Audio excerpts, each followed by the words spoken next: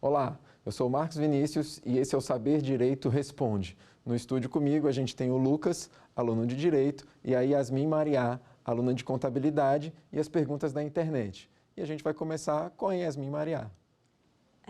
O despejo pode ser movido também contra o fiador? Yasmin, o despejo é uma ação para o desalijamento do inquilino que não está pagando ou cometeu alguma infração contratual. Só que a lei permite que o despejo seja combinado com a cobrança. Então, no mesmo processo, eu posso ter o despejo junto com a cobrança. O despejo propriamente dito é apenas contra o inquilino que precisa ser desalijado. Mas se eu combinar com a cobrança, aí a ação de cobrança ela pode ser movida contra o inquilino, que é o devedor principal, e o fiador, que é o devedor por contrato, ele é colocado como solidário. Então, eu posso combinar a ação contra os dois, mas tendo clareza que o desalijo, o despejo propriamente dito, apenas contra o inquilino. Agora, a gente chama uma pergunta das ruas, pela internet. Olá, professor. Meu nome é Ronaldo Barbosa. Eu sou estudante de Direito do 5º ano da Universidade de Ribeirão Preto, UNARP, no estado de São Paulo. Eu tenho uma pergunta. O inquilino sempre tem direito de preferência? Ronaldo, interessante tua pergunta, porque o direito de preferência ele é previsto pela lei do inquilinato e aí a gente precisa lembrar que no curso, durante a semana, nós vimos que nem toda locação ela é regida pela lei do inquilinato. Então, sim, se você está falando de um aluguel regido pela lei do inquilinato, o direito de preferência ele decorre da lei, independentemente de cláusula contratual. Inclusive, seria questionável uma cláusula que estabelecesse a renúncia ou uma exclusão do direito de preferência, porque ele é um direito que a lei cria para proteger o inquilino. Então, pela ótica da lei do inquilinato, sim, todo contrato, todo inquilino regido pela lei do inquilinato tem o direito de preferência, ainda que não conste em cláusula contratual, beleza? Lucas, e aí? Professor, a minha pergunta de hoje é por que o legislador criou a ação renovatória somente para locações comerciais? Legal, Lucas. A ação renovatória ela é uma ação para fazer a renovação forçada do contrato de aluguel. Mesmo que o locador, né, o proprietário, entre aspas, né, mesmo que o locador não queira renovar o contrato, o inquilino, por meio dessa ação, ele consegue forçar a renovação contratual permanecendo no imóvel. Só que isso, de fato, só existe para a locação comercial, porque é uma ferramenta de proteção do ponto empresarial.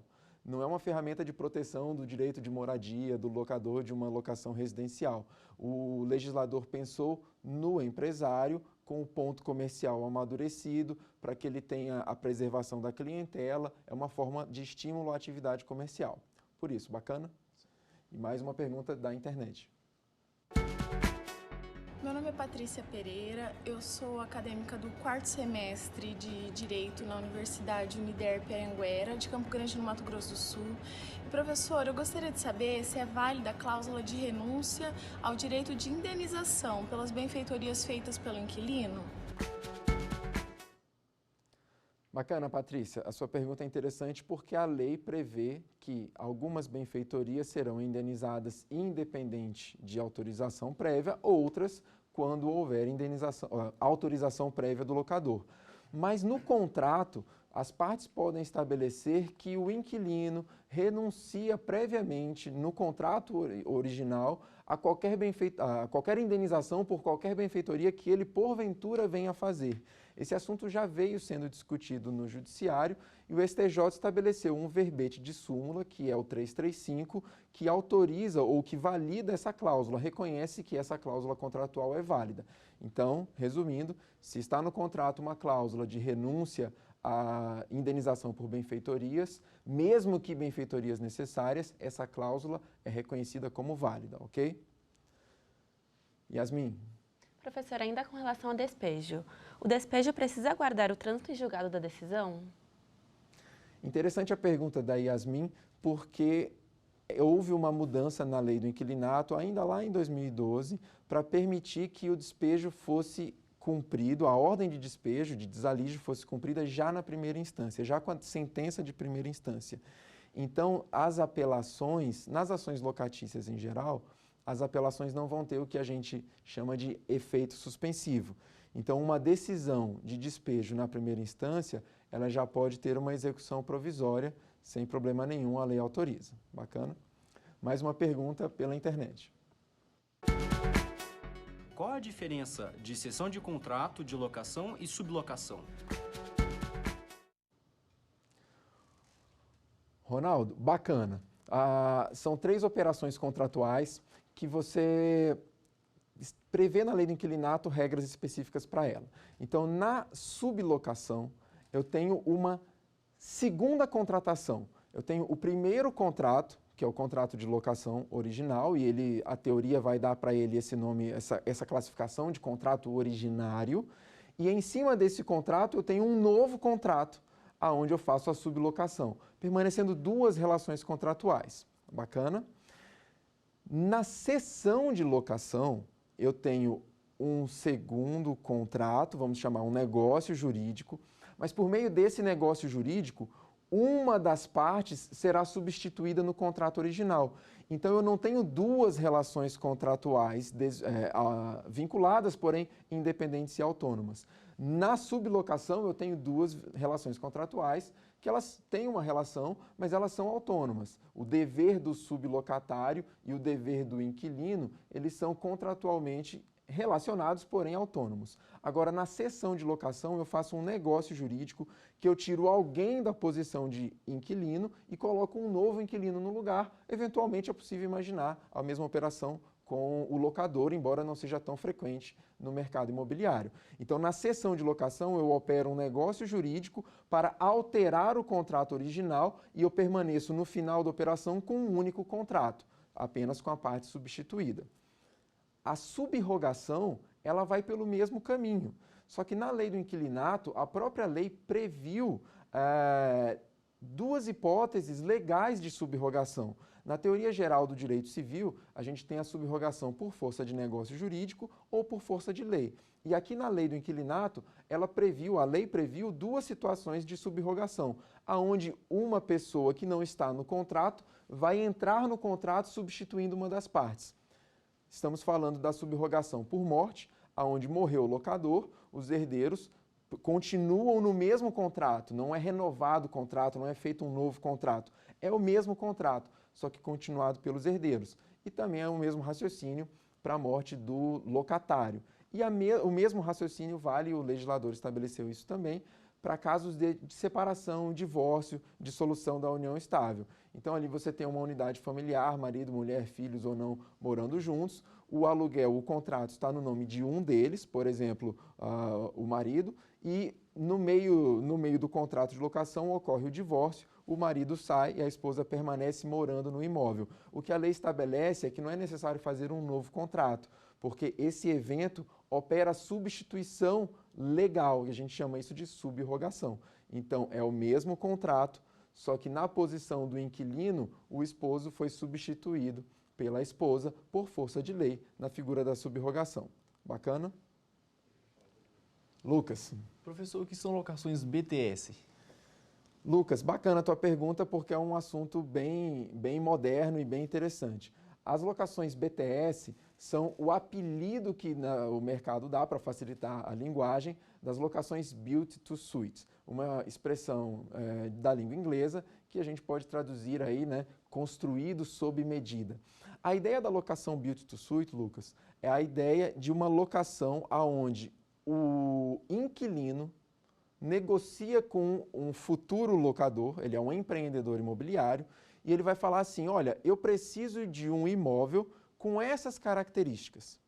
E aquele futuro locador, que é o empreendedor imobiliário, ele vai promover a compra, a construção, ou eventualmente, se já é dele, se já existe um imóvel, ele vai fazer uma reforma substancial, para deixar aquele imóvel do exato jeito que o inquilino precisa. E aí, depois de pronto o imóvel, o inquilino passa a ocupá-lo e você tem, nessa operação, geralmente são contratos de duração bastante prolongada, de 10 anos, de 15 anos, de 20 anos, porque por meio daquele pagamento da mensalidade, ou da mensalidade do aluguel, o empreendedor, agora locador, ele vai ser remunerado do investimento que ele fez. Então, o empreendedor, ele adquire, ou se já é dele, ele faz uma reforma substancial para tornar o imóvel exatamente do jeito que o inquilino precisará. Terminada a reforma, o inquilino ocupa o imóvel. E esse contrato ele tem um regramento próprio, justamente porque é um contrato diferenciado. Aí o legislador estabelece um maior equilíbrio aí entre as partes, a maior força do pacta sunt servanda e menor força do dirigismo contratual. Bacana? Uma nova pergunta da internet. Professor, o senhor poderia me esclarecer se a caução é a mesma coisa que o pagamento antecipado? Bacana a tua pergunta, Patrícia, porque a caução, ela, na prática, muitas pessoas acabam confundindo e tratando como se fosse pagamento antecipado, mas a teoria não respalda essa prática. Então, nós temos 4 modalidades de garantia previstas na lei do inquilinato, uma delas é a caução. A caução pode ser prestada por meio de bens imóveis, por meio de bens móveis, mas é muito frequente que o mercado utilize a caução em dinheiro.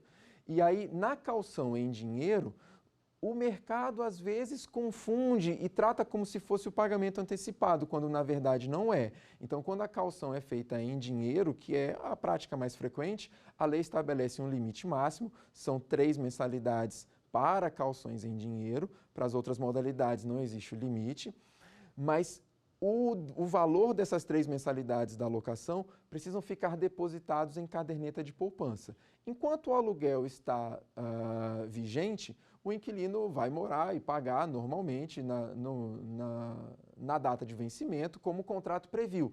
Ao final do contrato, entregou as chaves, nada mais é devido, aquele dinheiro é retornado ao inquilino. Ou, ao contrário, se aquele dinheiro, ou se o inquilino deixou alguma coisa por pagar, aquele dinheiro é usado para fazer o abatimento ou, eventualmente, o pagamento integral da dívida que o inquilino não pagou voluntariamente. Mas, na prática, a gente vê essa adaptação na forma de pagamento antecipado. Isso é um equívoco da prática. A lei não previu a caução como pagamento antecipado. Bacana? Nós vamos fazer aqui agora um rápido intervalo e a gente volta com mais perguntas e mais respostas sobre o nosso tema, a lei do inquilinato.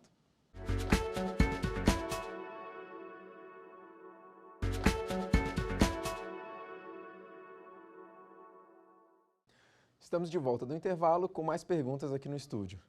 Yasmin. Professor, com relação ao fiador, ele pode se desobrigar da fiança? Interessante a pergunta da Yasmin, porque a gente estudou durante a semana que a fiança é uma das formas de garantia da dívida locatícia. O fiador, ele não é obrigado a permanecer como garantidor da obrigação eternamente, mas para ele se desobrigar, ele vai ter que verificar algumas hipóteses que a lei autoriza. Então, a gente vai ter que voltar e revisar as hipóteses de exoneração do fiador. Quando é que o fiador pode se desobrigar de ser o garantidor da dívida locatícia? E aí a gente lembra, quando a locação já está estabelecida por prazo indeterminado, por 2 motivos. Ou ela começou indeterminado, nem toda locação começa por prazo fixo. Ela pode, eventualmente, é permitido que ela comece por prazo aberto, por prazo indeterminado.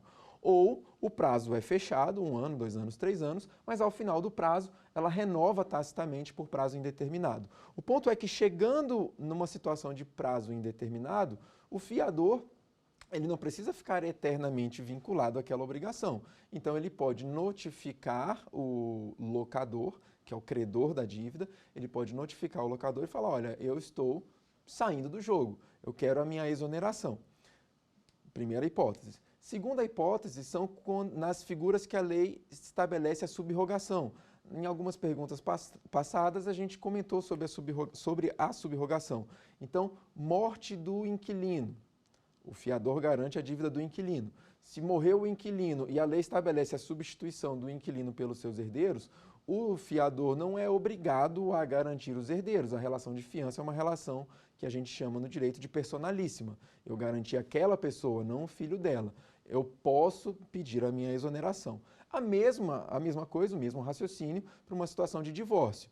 eu sou o fiador da Maria, a Maria não é mais inquilina, agora inquilino é o João, eu não sou garantidor do João, eu posso pedir a minha exoneração. Então essas situações permitem que o fiador deixe de ser o garantidor da obrigação, com um último detalhe, porque sempre que o fiador pedir a exoneração, ele vai permanecer responsável por todos os débitos que aconteçam no prazo de até 120 dias depois da sua comunicação. Significa que a lei estabeleceu uma espécie de tempo de amortecimento. No caso da lei do inquilinato, esse tempo é de 120 dias. Então, ele pediu hoje, tudo que aconteceu de hoje para 120 dias depois, ele continua respondendo. Claro, tudo que aconteceu antes dele pedir a exoneração, ele segue responsável. Pediu a exoneração hoje, até 120 dias depois, ele também responde por aquela obrigação. Mas ele acaba podendo se exonerar. Bacana? E, novamente, mais uma pergunta pela internet. Se o proprietário vender o imóvel locado, pode o novo dono acabar com a locação? Ronaldo, interessante tua pergunta, porque ela traz o tema da relação do contrato como negócio jurídico interpartes. Então, o contrato ele é feito de A com B e uma terceira pessoa, digamos, né, C, ele não pode ser obrigado a respeitar uma obrigação criada por um contrato do qual ele não participou. É o que acontece quando você tem, na nossa situação aqui, da relação locatícia, um locador, digamos, sei lá, João, ele tem um inquilino, Pedro, a relação contratual é João e Pedro, mas João vende o seu imóvel para Maria. Maria não é obrigada, na condição de nova dona, a suportar o inquilino naquele imóvel, haja vista que ela não participou da relação contratual. Esse é um raciocínio básico e superficial para a gente começar a explorar o assunto da tua pergunta. Mas como existe a relação, a função social do contrato, o contrato de aluguel, seja para fins não residenciais, seja para fins residenciais, o inquilino ele também está, de certa forma, exposto. Então, a lei previu alguns mecanismos aonde essa regra geral será afastada. Esses mecanismos são os seguintes: se o contrato de locação, primeiro, for um contrato escrito, segundo, for um contrato por prazo determinado, bacana, não pode ser um contrato por prazo indeterminado. Eu não posso estar naquela fase da prorrogação tácita por prazo indeterminado, prazo determinado. Terceiro requisito, cláusula de vigência, é obrigatório que esteja escrito no contrato.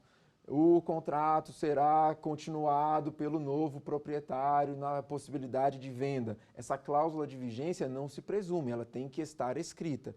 E, por fim, esse contrato, mesmo com isso tudo, só se aperfeiçoará, o direito de permanência só se aperfeiçoará se esse contrato estiver averbado na matrícula do imóvel locado. Combinado tudo isso, o novo dono será obrigado a respeitar o fim do contrato e aguardar o término do prazo do contratual para só então pedir a saída do inquilino. Bacana, mas como regra, se esses requisitos não estiverem preenchidos, o novo dono consegue fazer a denúncia do contrato, a gente chama de denúncia, né? A denúncia do contrato de locação, pedindo que o inquilino saia. Então, o novo dono tem um prazo de 90 dias para decidir se continua a locação ou denuncia. Feita a denúncia, o inquilino tem novos 90 dias, a partir da denúncia, para fazer a desocupação do imóvel. Bacana? Lucas. Professor, qual é a finalidade da ação revisional? Bacana, Lucas. A ação revisional é uma ação que ela tem por finalidade corrigir o valor do aluguel previsto no contrato, no momento em que o contrato foi pactuado, ao valor do mercado locatício do momento que se faz a tal revisional. Então, uma coisa a gente precisa esclarecer para que não fique dúvida. O próprio contrato, a lei autoriza, e o mercado faz isso sempre, estabelece um índice de reajuste. Esse índice de reajuste vai fazer ali o acompanhamento anual da inflação pelo índice que foi escolhido. O mercado trabalha muito com IGPM, mas não existe a obrigatoriedade que seja. O fato é, determinou um índice, esse índice vai ser aplicado anualmente e no aniversário do contrato se faz a adequação do preço ao índice inflacionário. Isso é reajuste por cláusula contratual. Mas pode ser que o valor que você combinou hoje esteja caro demais ou barato demais com o mercado imobiliário do momento. Então, a ação revisional, ela é prevista para, caso as partes não entrem no entendimento amigável, aquele que se sente prejudicado, ou porque o preço está caro demais ou barato demais, por meio de ação judicial, ele vai discutir por meio de processo judicial, com perícia, com provas, o valor, vamos chamar de justo, em referência ao mercado, e aí a gente vai fazer a correção do valor pelo valor de mercado do momento. Então, em resumo, é uma técnica que o legislador criou, é uma figura que o legislador criou para que o valor do contrato feito lá no passado seja atualizado ao valor de mercado do momento presente. Existem requisitos, o básico que a gente precisa entender é que a revisional só é admitida após 3 anos de contrato. Bacana? E aí nós fazemos mais uma pergunta da internet. O IPTU e o condomínio, eles devem ser pagos pelo locador ou pelo locatário? Bacana, Patrícia. A tua pergunta é todo pertinente e gera muita confusão esse assunto. Veja, o IPTU, ele é uma obrigação que a lei define como obrigação do locador, mas que pode ser repassada ao inquilino por contrato. Existem obrigações que são do locador e não podem ser repassadas. Na prática, ele embute no preço da locação, mas não existe um repasse direto específico. O IPTU, não. O IPTU é do locador, mas a lei autoriza que o locador repasse por contrato. Então, a questão é, existe ou não existe cláusula contratual prevendo esse repasse? Se existir cláusula contratual, por força do contrato, o inquilino será o responsável pelo pagamento do IPTU. Bacana? Se não existe, a obrigação segue com o locador. Só uma pequena observação para que isso não gere confusão. Essa análise que a gente acabou de fazer, ela diz respeito à relação econômica locador e inquilino. Essa cláusula contratual jamais poderá ser oposta perante a Fazenda Pública. Se eventualmente o IPTU não for pago, a Fazenda Pública vai cobrar daquele que é o devedor da obrigação tributária, que é o proprietário do imóvel, por exemplo, o locador, ok? O locador poderá cobrar em regresso do inquilino, repito, se houver cláusula contratual prevendo que o inquilino deveria fazer o pagamento. Mas essa relação inquilino-locador não pode ser oposta perante a fazenda. Já o condomínio, a gente precisa lembrar que nós temos taxas ordinárias e extraordinárias. De novo, as taxas extraordinárias, elas são do locador e essas não podem ser repassadas. Bacana? As taxas ordinárias, elas são do inquilino, mesmo que não tenhamos cláusula prevendo a obrigação do inquilino, porque a obrigação do inquilino pagar as taxas ordinárias decorre da lei. Bacana? Mais uma vez, Yasmin. Professor, o que diferencia a locação por temporadas das demais formas? Bacana, Yasmin. A locação por temporada, ela é basicamente definida, em resumo, grosso modo, como uma locação para fins residenciais, só que por prazo máximo de 90 dias. Então, aí, as duas ideias combinadas precisam ser presentes para a gente ter uma locação por temporada. A finalidade de uma locação por temporada jamais pode ser uma locação para fins comerciais. Então, é uma locação que a pessoa vai habitar o imóvel temporariamente, porque está fazendo uma viagem de férias, ou está reformando a sua casa, por qualquer motivo, aquela pessoa, o inquilino, vai habitar aquele imóvel, mas o contrato é estabelecido por 90 dias. Então, esses dois fatores, finalidade habitacional com o prazo máximo de até 90 dias, nos dá a locação por temporada, com algumas regras específicas na lei do inquilinato que a gente viu. Por exemplo, a locação por temporada permite a cobrança antecipada e, se não houver a saída voluntária, uma ação de despejo tem o despejo com liminar em 15 dias. Bacana? Mais uma pergunta da internet. O contrato de locação acima de 10 anos é válido? Bacana, Ronaldo. Tua pergunta é pertinente. O prazo previsto para a locação, o prazo da locação, ele é completamente aberto. Não é frequente no dia a dia, mas é possível grandes empresas fazerem locações de 30 anos, 40 anos, 50 anos. Isso é perfeitamente lícito. Assim como você pode fazer locações muito curtinhas, até por horas, não tem problema. Mas o legislador previu uma regra para estabelecer que, se a locação for feita por mais de 10 anos, essa locação ela é válida, mas é necessária a outorga do cônjuge do locador.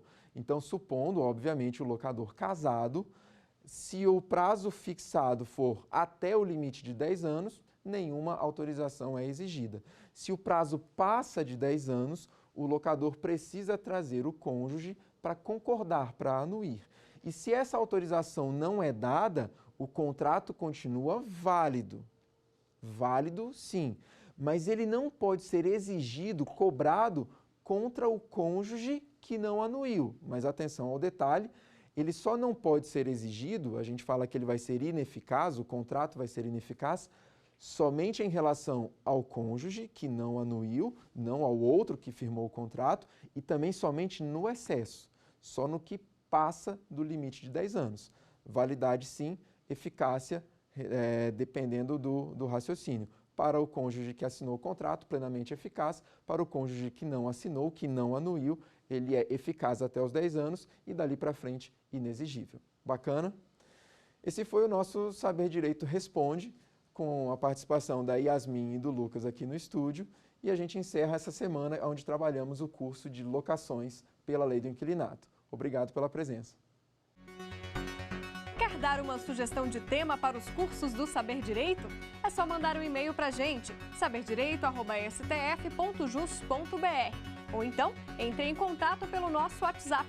O número é este que aparece na sua tela. Você também pode estudar pela internet. Acesse tvjustiça.jus.br. Reveja ainda as aulas no nosso canal do YouTube, TV Justiça Oficial.